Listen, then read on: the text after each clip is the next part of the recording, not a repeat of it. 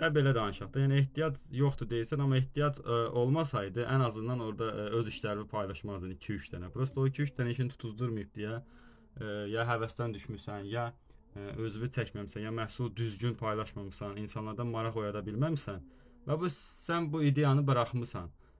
Bu günləri məhsul çəkişi elə belə çəkilişi daha doğrusu. Məhsul çəkəndə elə belə çəkdin, paylaşdın deyil. Onun da özünü öyrənməlisən, necə çəkməlisən, nə tər çəkməlisən, nə danışmalısan, cümlə nə ilə başlamalıdır, nə ilə bitməlidir ki, insanlarda maraq oyansın. Yəni mən bu günləri video çəkirəm, amma elə belə başlamamışam video çəkməyə ki, vəsə ya tutar, ya tutmaz. Mən bunu öyrənib, yəni bu da bir sənətdir. Video çəkmək, məhsulun haqqında danışmağa bu bir sənətdir. Yəni bu əl işi bizdən əlavə bunun bir ustasansa, nəyəsə məşğulsansa, sən bunu da öyrənməlisən ki, çünki sosial şəbəkə böyük bir gücdür. Sən ehtiyac yoxdur demək, bilsən nədir? Yəni o boyda böyük şirkətlərin buna ehtiyacı var. Onlar blogerlər tutur, blogerlərə pul verir ki, şirkətlər öz şirkətləri tanınsın falan.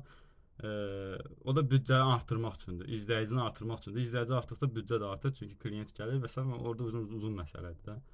İndi sən ehtiyac yoxdur, bilirəm niyə deyirsən. Yəni ümumiyyətcə 90% insanlar kameraya danışa bilmir deyə öz məhsulunu kameraya çəkən kimi mən də elə olmuşam. Yəni mən nə yalan danışım.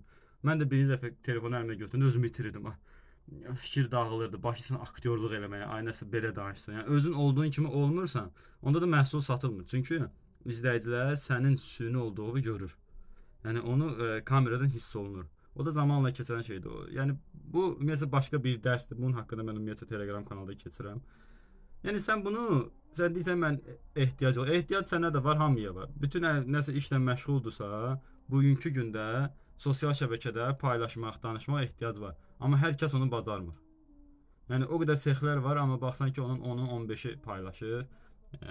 Bu haqda danışır, əlim yoruldu. Bu haqda danışır. Ən azından səndə ehtiyac olmasaydı, sən o 3, 4, 5 videonu öz işin haqqında paylaşmazdın. Sadəcə özünü aldadırsan ki, mənim ehtiyacım yoxdur. Yox.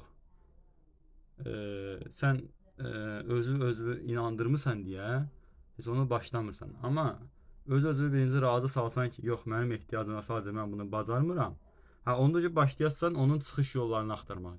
Mən nə edim ki, mən bunu bacarım.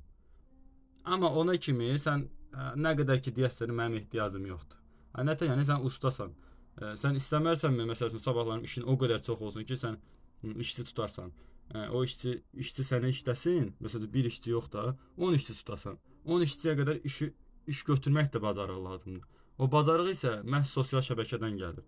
Çünki sosial şəbəkədə sən tanınmış olursan, sosial şəbəkədə sən izləyicilərin artır və ondan məsəl üçün darvaza deyəndə sənin üzün yadına düşür. Məsələn sən çəkmisənsə darvaza haqqını və yaxud qapı, mütləq deyil də dəmir işi. Prosta mən dəmir işindəyim deyə ona görə məsələni oradan gətirirəm.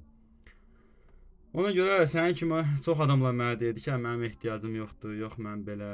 Elə mən başlayanda da mənə deyirlər, blogerlər, amma sonra gördüm ki, özləri görürlər ki, bunun faydası nədir? Faydası nədir? Mənə baxıb başladı. Mən demirəm, sən də mənə baxıb hərəkət eləyəsən. Söhbət ondadır ki, sən deyirsən ehtiyac yoxdur. Yəni ehtiyac hamıya var.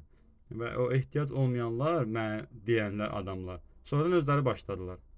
Çünki faydasını gördülər ki, onun faydasını mən özüm gördüm. Onlar da kənardan gördülər və gördülər ki, həqiqətən də bu doğru yoldur. Mən özüm də gec başlamışım, demirəm mən.